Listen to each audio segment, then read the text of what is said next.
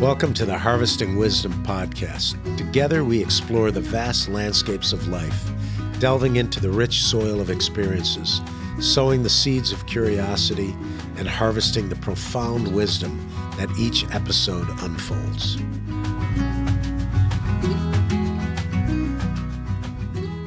Hello, folks. Welcome to another podcast of Harvesting Wisdom. I'm your host, Mike McMahon. Today I have my co-host who's remote again, and Dan's a gypsy, so he is on a different location again, dialing in, Dan Nowell. And today we have Lawrence Serbin. We know Lawrence pretty well. Dan, I think, met you several years ago. Lawrence is a seasoned veteran in the hemp industry. You've been really involved with hemp probably longer. I mean, I read books 2 decades ago, but you've been actually physically involved for 3 decades. So maybe more than most everybody else got beat up and left. But you've been there for 3 decades. Your early leadership role as the National Director of the Business Alliance for Commerce and Hemp since 1991, founded and guided Hemp Traders, which you still have today, because I buy a lot of T-shirts from you that are hemp blends. And that's a textile company, and you started that in 93. You're extensively involved with Hemp Industries Association, serving on the board since 2011. You've been the president in 2016 to 2018. You chaired the California Hemp Advisory Board for the California Department of Food and Agriculture from 17 to 2020, influencing a lot of state-level hemp processes, pioneer in hemp product development, actively involved in creating hemp particle boards since 2004, founded Cannagrove in 2018. It's dedicated to growing, manufacturing, and selling engineered wood products made from industrial hemp. Key figure in the hemp industry, contributing significantly to its growth, innovation, sustainable development. So welcome to the podcast, both Dan and I call you Larry or Lawrence. I think you prefer Larry. Either one, yeah. Call me Larry for the show. Daniel calls great. me Larry. Yeah. So, Larry, where did you grow up? What part of the world? I actually grew up in Fullerton, California. And if people don't know, Fullerton is it's in Orange County, so it's kind of a suburb of Los Angeles. Okay. So you've been there. You're a California through and through. Yeah, I'm a native Southern California, born and raised here. Then I went to school at the University of Southern California. My daughter went there as well. So a couple of Trojans. Right. You've been in hemp for a good 30 years. Yes.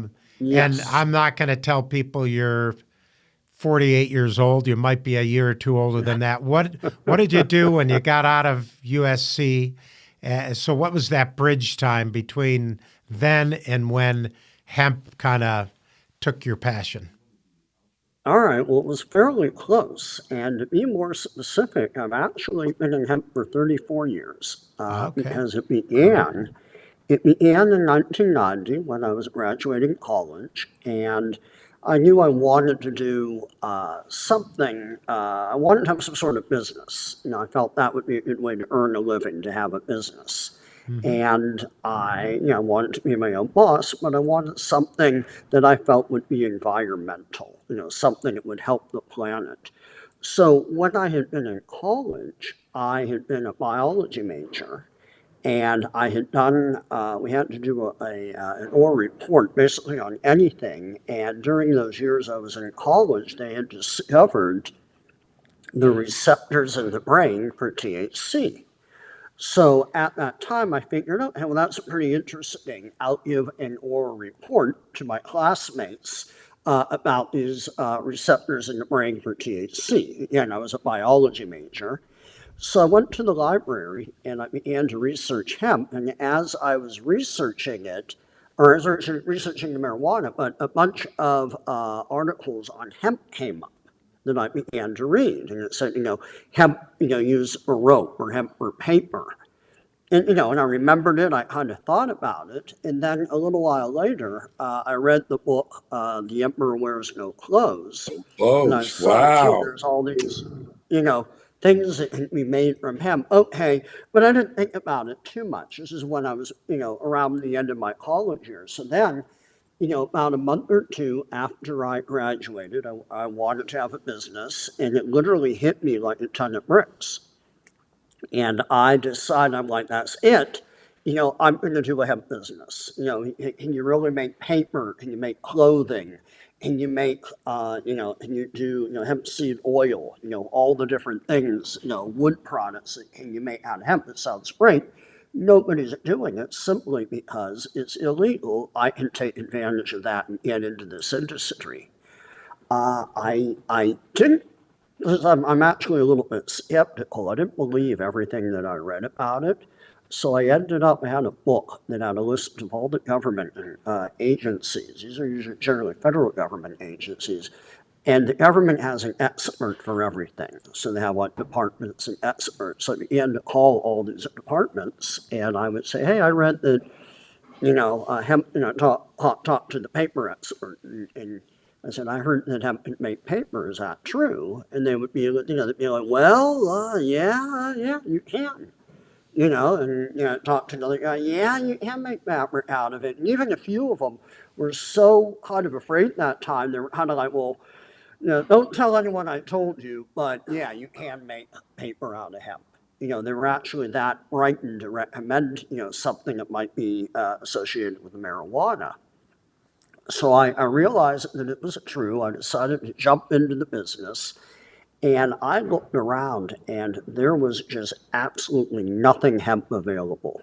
I could not find any hemp paper. I could not find any hemp fabric. I could not, nothing, absolutely nothing. And I'm like, oh man, this is like maybe, 2 weeks worth of, really working hard. Back then, no internet. Had to go to the library, and pull out books and try to find companies that might be working with it.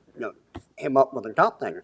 So this is a great story coming up right now. I grabbed the book, The Emperor Wears No Clothes, I was going and to I ask, looked okay. through it, and I looked in the very back of the book, Emperor Wears No Clothes, and in the very back there's a little ad, and it says Business Alliance for Commerce and Hemp. And then it's like, bang, oh, that's it. And business. it's still there. It's still there, Larry. Huh? Is Still it? there. Yeah. I have to take a look. So who's in that alliance? And Jack Harrier. Well- Jack Harrier was the producer of that. Did you meet him? Well, no. Jack- It was actually a little bit different. Okay. There was. Okay, I don't remember. We'll have to go back just a little bit more. Jack Herrera, I knew him, I met him, I was even part of helping to write the book, or I should say, later editions of The Emperor Wears No Clothes. Oh, Jack, no lie. Okay. Wow. Jack had written that, I should say, he didn't write the book. Jack was not a writer. Earlier versions of it was just kind of like a catalog of newspaper articles that he had. Popular kind mechanics. of like saying what hemp could do. What happened was he ended up meeting a person by the name of Chris Conrad. Chris Conrad was a writer, and Chris Conrad took the information and ended up turning the whole thing into what we would call the modern incantation, or the modern version of The Emperor Wears No Clothes. You can see he's listed it right there as, it says written by Jack Herrera, edited by Chris Conrad. It's right there. He did most of it, and that book came together. So I probably afterwards- read that when it Yeah. first came out, and my opinion on it was that it was like a hippie cartoon. It's a cartoon book, and it appealed to was, people and who it liked almost was. diagrams and pictures and sensational urban myths and that kind of thing. Right. But Well, there's a lot of credibility, and it's almost like watching a Star Trek episode from the '60s. You laughed at it, but all of a sudden we have cell phones and we have replicators or 3D printers. We have a lot of the things that you saw 60 years ago, 50 years ago, and this one also was pretty visionary. Not sure if it would ever be considered a scholastic book by PhD standards at a university, but it definitely captured the minds of many, and including you. So what was fascinating about that too is they would give you $100,000 if you could find anything in that book that was not true. That just intrigued the crap out of me. And that was probably was probably the first thing that wasn't true. Yeah, I was trying to see if I could make my first that they'd give you $100,000, right? Yeah, they give you $100,000. Right. But the second one is that when you read everything, all it was popular mechanics and things that had happened in history. So you couldn't dispute it. It was Henry Ford. It was popular mechanics in the machines. It was what the American dollar was made out of. I mean, it was really fascinating. I found it to be the most exciting book I'd ever read. And it was real quick. Each page went on to a different subject. So anyway, that really intrigued the crap out of me. It was when I was buying seed out of Europe that I was a European. She was from the Czech Republic. And she said, you have to read this book. And that's who got me. That's how I found the book. And you have the original version, Larry, in your office, which I have. I think you have maybe the second, second. Yeah, it's a beautiful one. I wanted to steal it. Yeah, out of your office. Right. Right. So when you made the phone call, who was in this business alliance? So here's the really juicy part of the story that I want to share with you. Okay, so I see this article, and it says Business Alliance for Commerce and Hemp. And this is important. I was never a hippie growing up. I just graduated college. I smoked weed, but I was just, like a regular guy. And so when I saw that these were people looking, interested in business, I was really excited. So I called it up, and the person who organized this organization, Business Alliance for Commerce and Hemp, was actually Chris Conrad, who had put that together. The editor, okay. Yeah, he was the editor, and he had put together that. He had put together a couple of other organizations. One centered around medical marijuana, and another around recreational. And then the business one.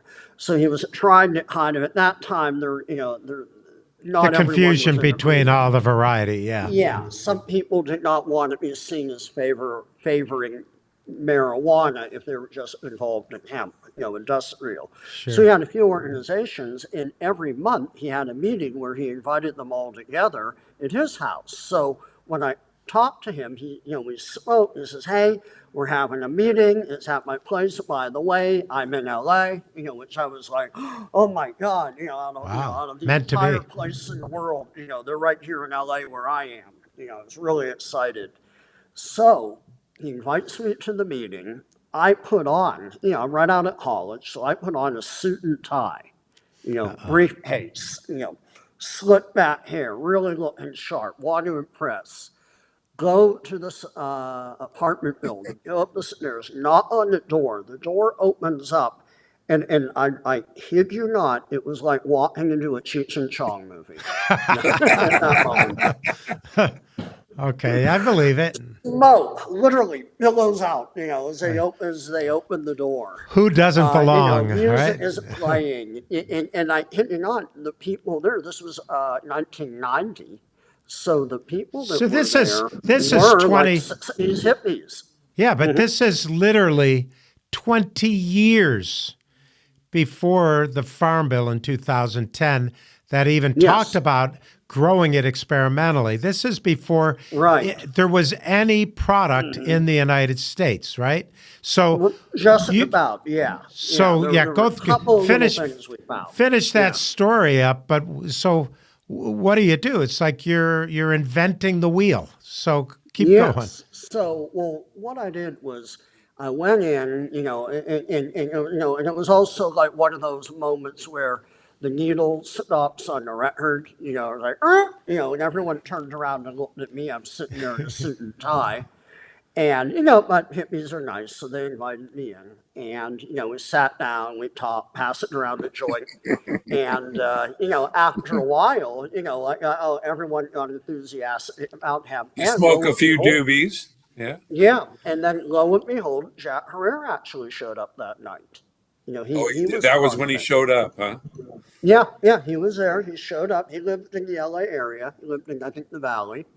And he came to where we were in Silver Lake, and he showed up. He was at the meeting, and by the end of the meeting, I was like just sky high. Oh yeah, this is going to be great. Literally, save the world. Hemp's going to be awesome. So I talked to Chris, and I said, hey, you know what? I really want to be part of this. Is there anything I can do? Can I volunteer to help you out at the Business Alliance for Commerce and Hemp? And he said yes. So after that, I began to go there a couple of times a week after I had another job. And I would go there and I would do work for him. And it was through that I made a number of connections in the very, very, very tiny hemp industry that existed back then.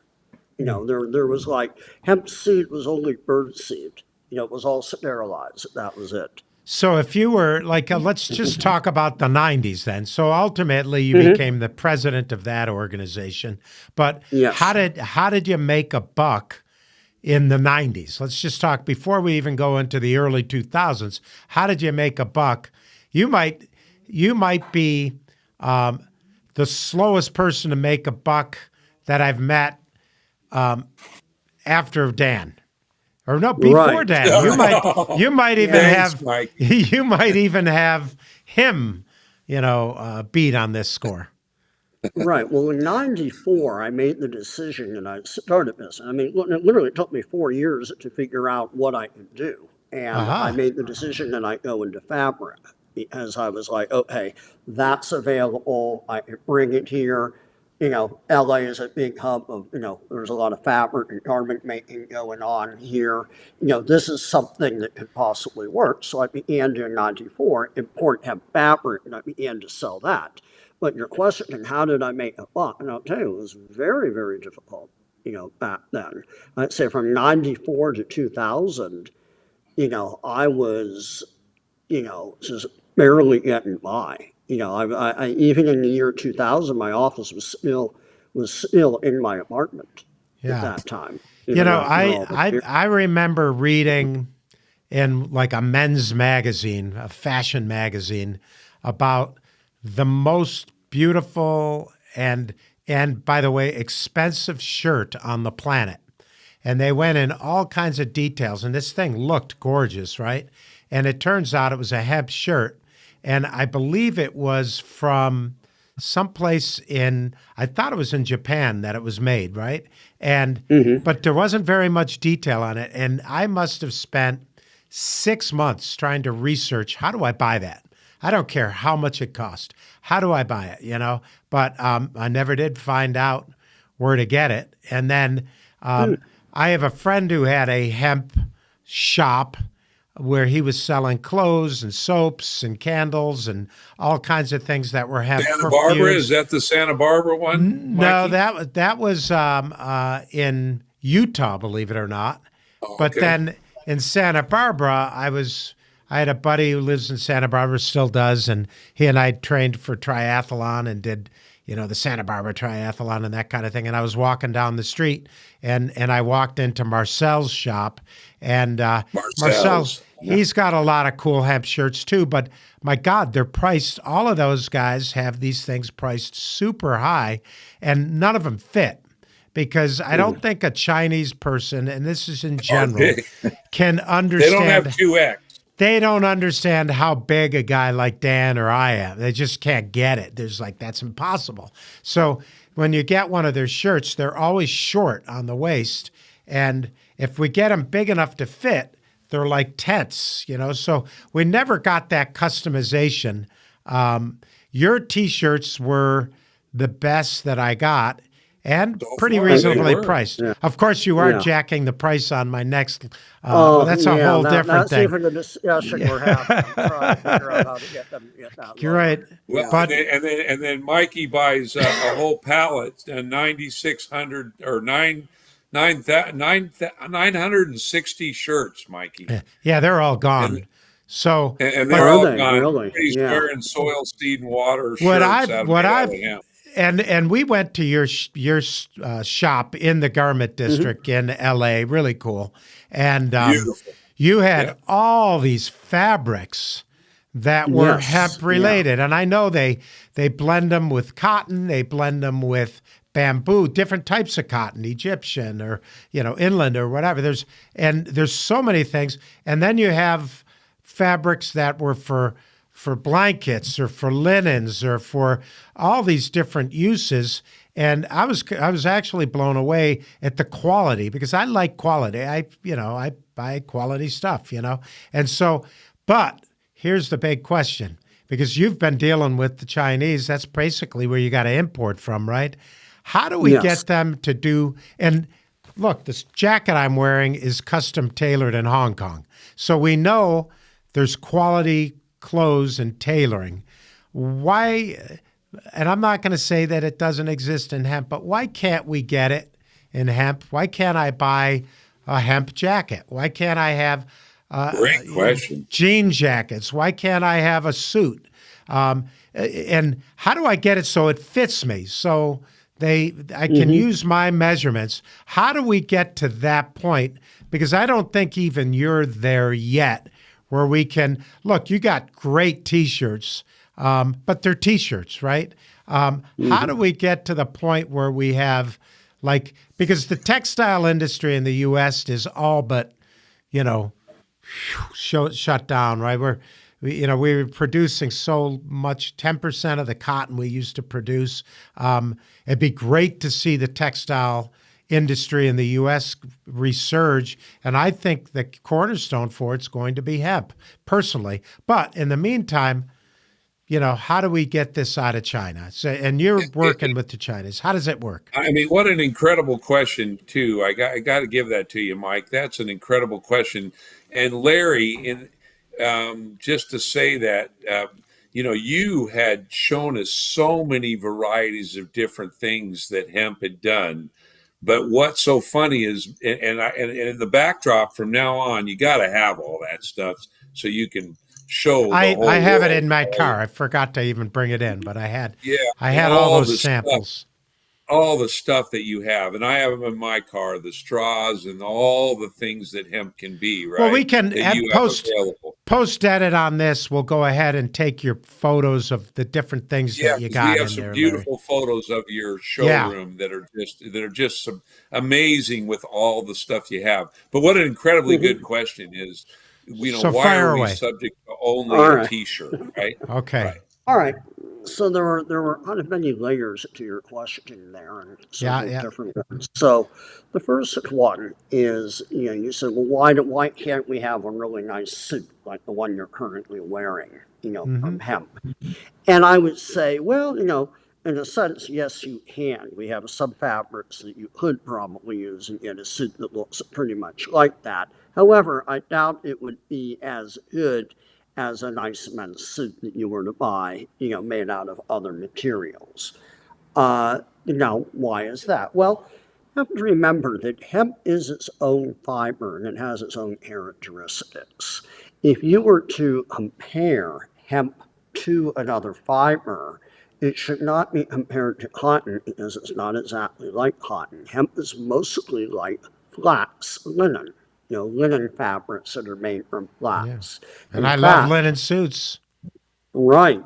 So the fact that you can get a suit from hemp, but it's going to look very much like a linen suit. And we Right. have enough. We have the material that can get to the finest that you can Well, do wouldn't you right now. blend it anyway? You'd blend it with flax, with linen? No, Or with you do cotton. it with, it has no. Well, because hemp and linen are so alike, there's no need to blend them because Oh, I hemp, see. you can almost not tell them apart. We Huh, do it's blend good to hemp know. with cotton to try to incorporate characteristics of cotton into the hemp. So, Usually. so basically, a dress shirt would be a better use of hemp, or a linen style suit would be I great. think a Yes, military it would outfit be would. exactly like that. Yeah. So how We do have we? So I think Yeah, go ahead. guys, what we're honestly saying, if we want to use hemp in its proper, utility, is it would make a better uniform. It would be warmer. It would be tougher, stronger. It owns a lot of capacities It's that breathable too. It's it's much more Yes. breathable. breathable. Yeah. Very. It's Yeah. great. That's one of the good things. Very As breathable. the sunlight, it keeps the ultraviolets off you, the whole bit. So I've used a lot of those shirts from Marcel or from my buddy in Utah, and I've used them when I'm out, working in construction or out on the farm, because they really are. It's 120 degrees and that sun is burning on you. And if you have a hemp shirt on, it's great. And I have a hemp shirt that was blended with bamboo that is extremely warm. So some of these, and one of the shirts I got from you, and I can't remember the blend, is considerably warmer than the other. So we had one T-shirt that's really lightweight that we'd use in Phoenix 7 months out of the year, but right now I'm wearing the thicker blend. So again, And that one was a 55, Mike. It was a 55 45 cotton, and the other one, Yes. that he likes 70-30. more was the 70-30. Right. Yep. The lighter So how weight to- one was 70-30. So I guess we could help you with this. We'll get somebody big time on the podcast, like All right, sure. Pierre Cardone or Christian Dior or somebody. It's got to be somebody who's progressive. Or the military. Let's go get the military. Ah, to the get heck with involved. the military. I'm not in the military. I dress in nice clothes. No, I want what I want to the do. healthy clothing in Have California. have you approached like a progressive, sustainable fashion designer, and tried to get them? Because what I know, like this suit right here, when I go to my if I'm in Hong Kong or if the tailors come to Phoenix, they will ask me what fabric I want. So it's not like the Chinese are making the fabric. They're taking fabric from, from any of these big designers that's available, and then you can even pick the designer's suit, and they'll cut it the way the designers cut it, and that's how they customize it based on your body type. But this is something I think that's doable, is because how do you, you're in the district, right? I mean, you are literally in the fabric district. You understand fashion is a funny little world, right? And you have to have the leaders in the industry Right. take you. Otherwise, you are creating a T-shirt that doesn't fit, that you're importing from China, and you're just, and I don't see that as the direction for where we want to go with this thing. I mean, it's an incredible fiber.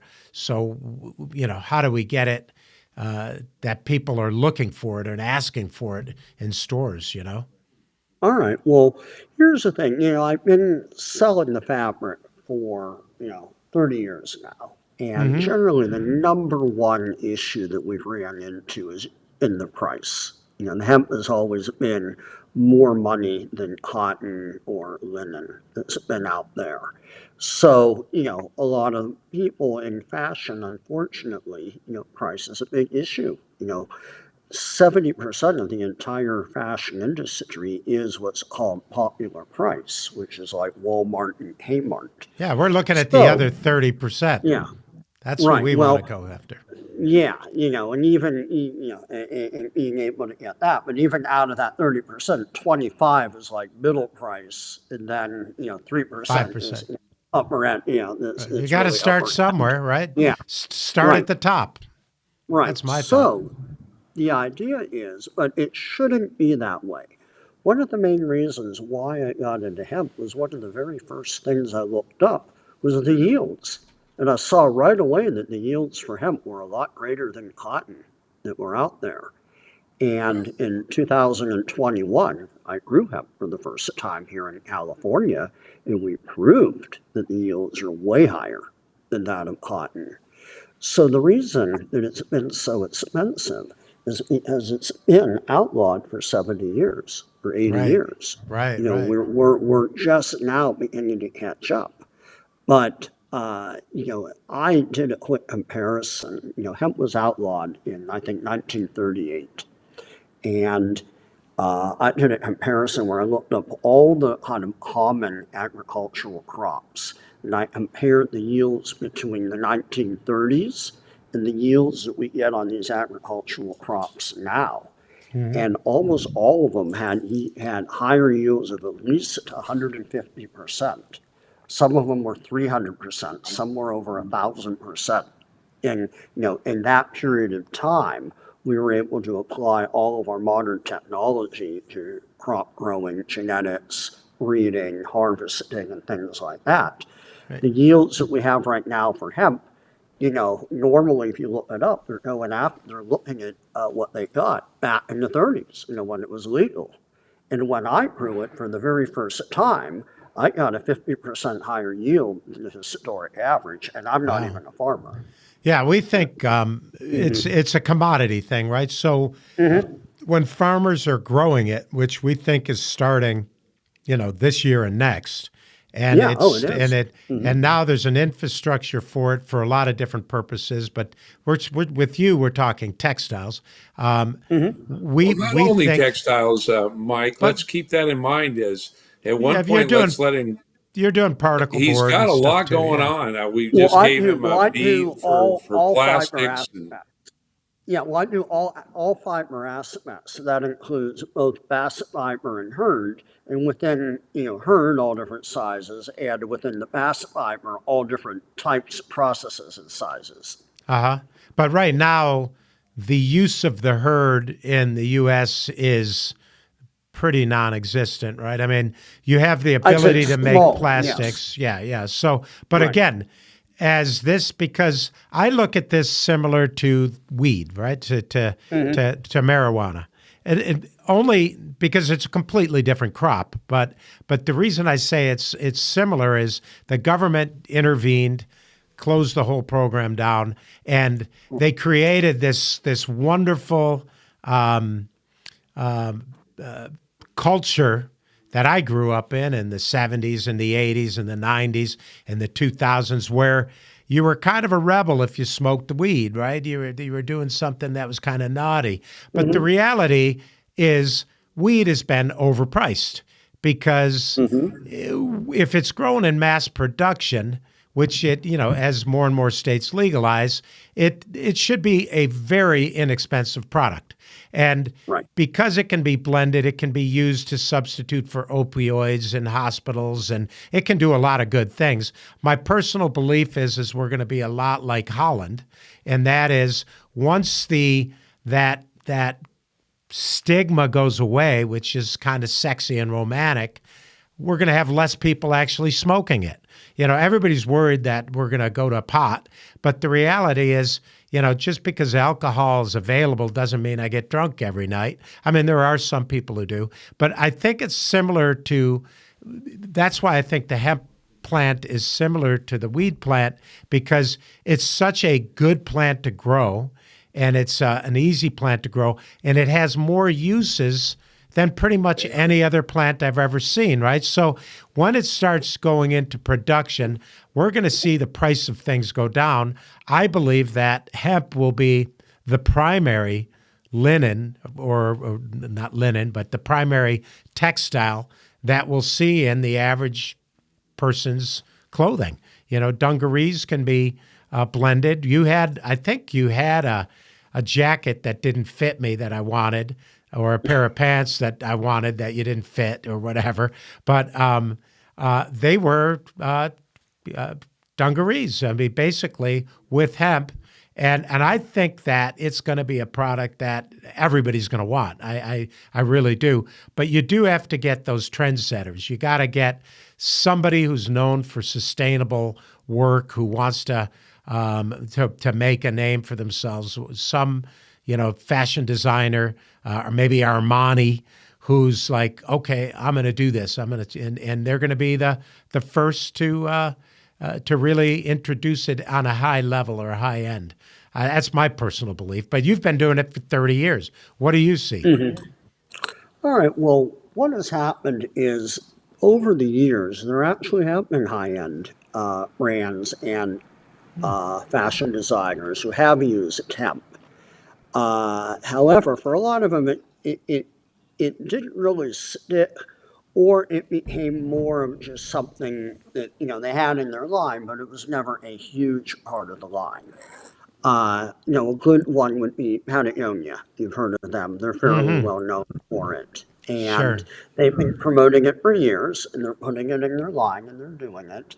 However, again, because the hemp is more money than, say, it has to be cost effective, and it has to be available.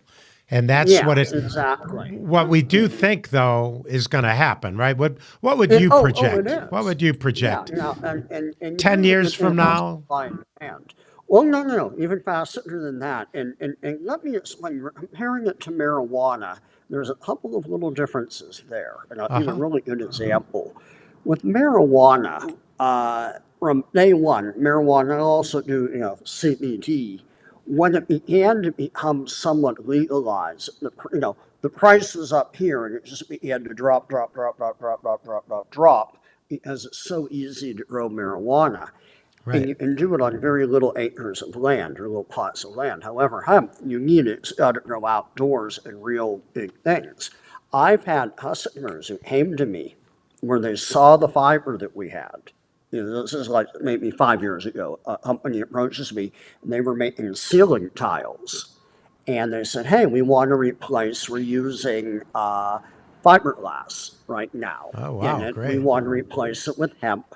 Let's see if this will work. So, we give them the samples. The samples worked. Hurdle number one, price. We give them the price. Price worked out. Okay, they're ready. They're ready to go ahead. They're very excited. And then they said, hey, well, for this to work, we're going to need 300 tons of fiber every month.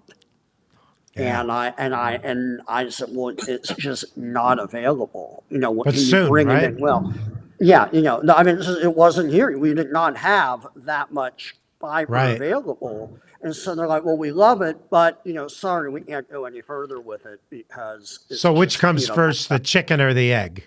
But yes, we see, I think we all see a very clear vision that this year's a big year, next year's even bigger, and then from that point, it's Katie bar the door. You're going to have availability inexpensive. Yeah, and how soon can this happen? I'm going to say sooner than we think, because I've already gotten orders for growing fiber this year.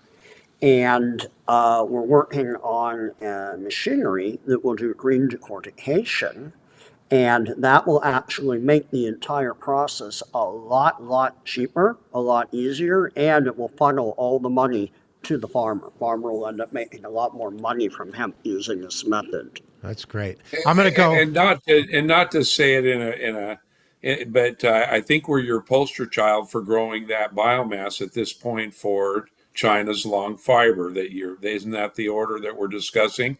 And I also wanted to bring up, guys, that where we are right now is really a fascinating spot. We're a green alternative to cotton, and we really assist cotton. Mike, we had this conversation earlier, 300 gins now down to 11 gins. Yeah, you're helping that. This is the saving crop for cotton growers. That's the way we look at it. Saving crop for cotton. It can be put in rotation, but we are a green alternative to cotton. We're a green alternative to timber. not to mention a shorter growing period, a whole lot less water. An easier plant to grow, no pest controls, no weed control. All of this coming across your desk as we talk about, hemp plastics or hemp rope or all these different things that are in your wheelhouse, Larry, which you're gonna, you want someone to not only create the biomass, but a green alternative to DuPont, where the fabric doesn't stick to your skin if you happen to be in a fire. There's so many, a stronger, warmer, more resilient fiber. But fiber is just one thing. I think that the plant itself is 5,000 green disruptive products, carbon sequestering, and they find out that it's more conductive than copper. And you're thinking electricity wise, some very, very wealthy people are looking at the aspect of electricity. And then Henry Ford, the whole car was 10 times stronger. He's hitting it with a sledgehammer, and it's 10 times stronger than steel. So there's so many aspects of this plant that you really, as a kind of, you're a broker, right? At the end of the day, and all these things are available to the public through you at this point, right? Many products, generally what I call hemp raw materials, generally are available through me. So things like different fabrics, twine, yarn, rope, webbing, and various types of raw fiber and herd. I'm going to take you back. We went from 1994 to 2000, which was a lot of work and a lot of challenge and a lot of faith. From 2000 to 2010, it had to be pretty similar to that. What milestone did you have in that 10-year period that kept you interested in staying in the industry? All right. Well, I did, while the growth was never like spectacular or fast, generally it grew every year. We got a little bit bigger, a little bit bigger, a little bit bigger. And in the 2000s, I added, so originally I started with fabric, but then I added many different types of fabric. I started out with just one fabric. I added more fabrics, knit fabric. Then I got into hemp twine and hemp rope. Then I began to import hemp t-shirts at that time, began to import hemp webbing. And all of that kind of got put together during those years. And also it was in those years I ended up, moving out. I was able to set up my own warehouse. When did you do that? When did you move into downtown fabric industry? I had in around the year 1997, I moved into a larger apartment. And so it was like a big 2-bedroom apartment with a living room. And I had one room, my bedroom, then the rest I had my office. But then I had a typical my warehouse. Office for most people. Yeah, and then my warehouse, I used it as a self-storage unit that was down the street. And I was able to have all of the fabrics. And so they allowed me to work out of it. I had a unique arrangement. And I was able to work out of it. And then around 2007 or so, I finally moved out and moved everything over into a separate kind of office warehouse, actually out in Compton was where I had my first office was. Better rents in Compton. But but you're still years before the Farm Bill. You're still a long time before the industry, but now you're figuring out your way as a broker for different products, and you've made connections. Well, one of the good things is it's been a bit of a niche market, or it is a niche market, but I'm one of the only people doing it. So generally, I'm the largest, so most people ultimately find me, and I've kept up with it because any way I look at this, the numbers say, we're first very quickly, I'd say within a year or two, we're going to be cheaper than flax. Okay, flax as a fiber industry is about 10,000 times bigger than hemp at the moment, maybe 100,000 times bigger. Maybe 100,000. And since they're so similar, all we have to be is 1 or 2 pennies per pound less than flax, when that industry will just switch Off over to to the hemp. races we go. So And you, by the way, you don't have Hemp Traders behind you, but hemptraders.com, right? And you have some of the Yes. most incredible videos, right. YouTubes. I mean, I've learned more from your YouTubes than I did for 2 years of reading everything I could find on it.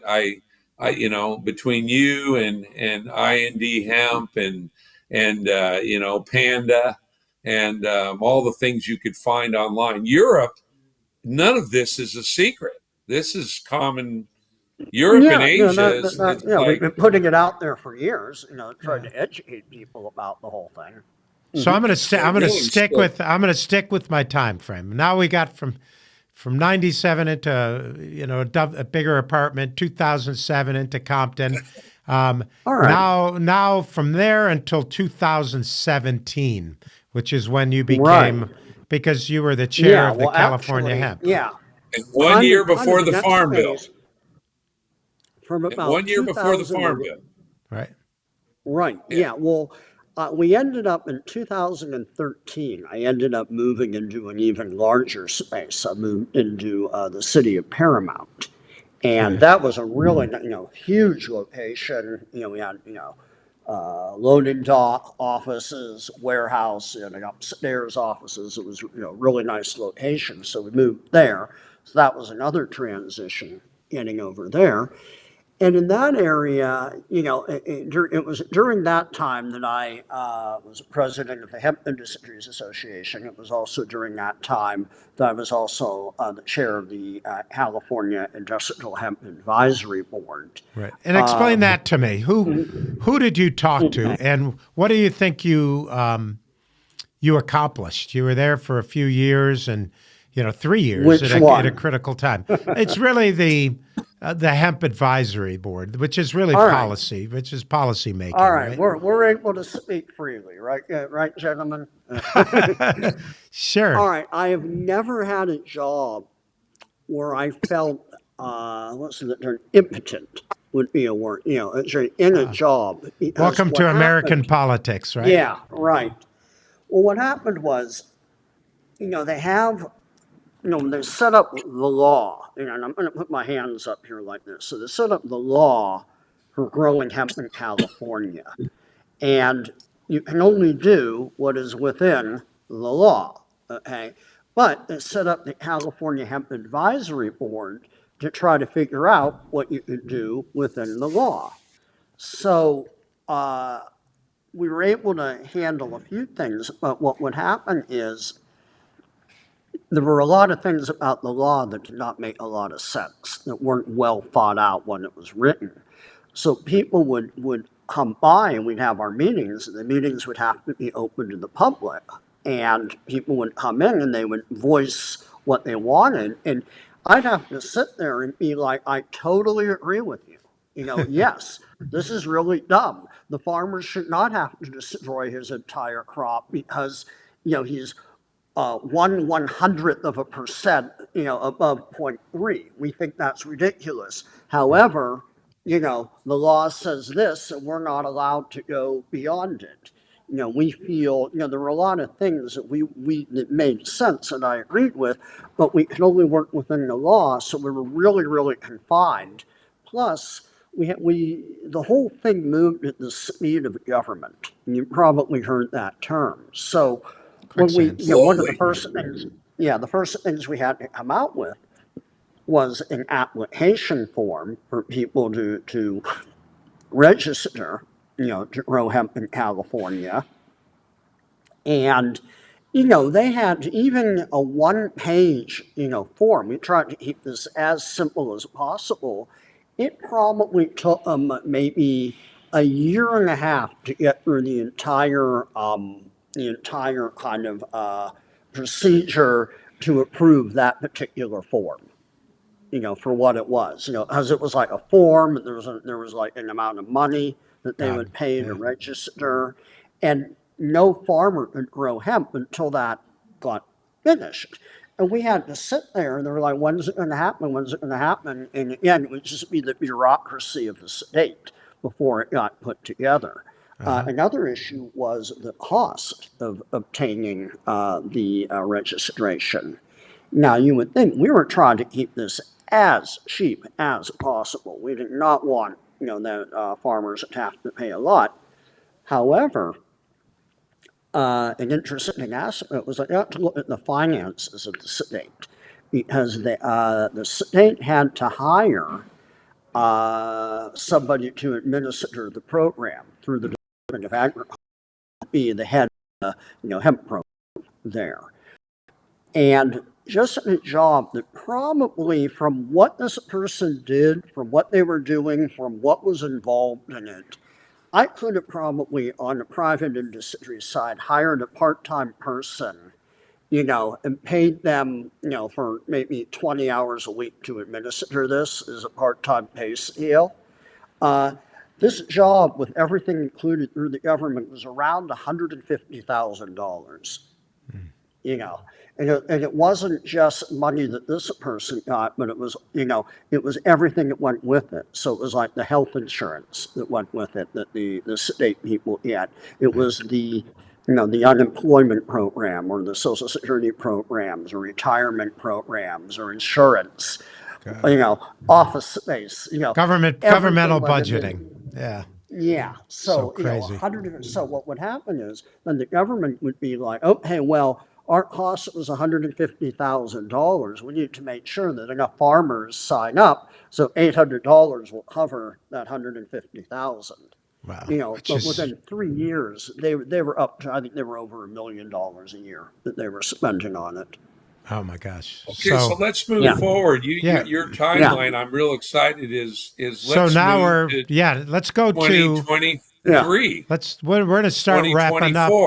We're going to start wrapping up a little with you, but what I want to do is you get up to 2024, which is now. What are you seeing? How much optimism do you have now? I mean, after 30 years of struggle. Yeah, way more now than ever. Remember, when I started, I thought hemp, in 1990, I thought hemp would be legalized. Industrial hemp would be legalized by the year 2000. It didn't happen really until about 2018. Right. In America, 2019. And that's It really didn't happen then either. Yeah, to happen. It's barely happening now, but yeah. But I'm finally seeing people paying attention to the fiber side, which is going to be by far the largest segment of the hemp industry. Yeah, and that's why we talked. I mean, the herd, of course, is so usable, and there's more of it. But right. that's going to be blended in a bunch of things and usable. But that fiber, I think, is the driver, and that's why we kind of focus on that a little bit. Yeah. Yeah. Well, what happens is if you grow for fiber, you get a lot of herd, more than from any other way of growing it. Right. Therefore, when you grow for fiber, there's a lot of herd. That herd goes lower in price. It's easier to get it into all these building projects, or for horse bedding, or for things like that. So that'll all help each other to get the industry growing. Dan and I are going to take a trip to LA, and we have a guy who's been growing vegetables and everything under the sun, including cannabis, on his rooftop in Manhattan Beach. Kind of a crazy guy, but he's been doing it successfully for damn near 10 years now, and he's kind of the guy when it comes to using these substrates, right? So we're going to go by and do a podcast with him. We're doing another podcast with him before that, but when we do it, I wanna drop by your facility, because now you're in a pretty posh zip code. I mean, you're in the fabric district of LA. There's nothing posh about the fabric district. It's cool. When I go to LA, I love walking through the flower district, the all of that, the furniture district, and it's really a cool thing for the city to have. But I appreciate my guest today, Lawrence Serbin, and we'll have you on again for sure. You're probably the guy who's stuck with this longer than anyone else in the U.S., and you're a wealth of great stories. My co-host, Dan Nowell, appreciate you here today. And thanks for everyone listening. And we'll continue this again with you on our hemp series. All right. Thank you. Thank you so much. Thank you.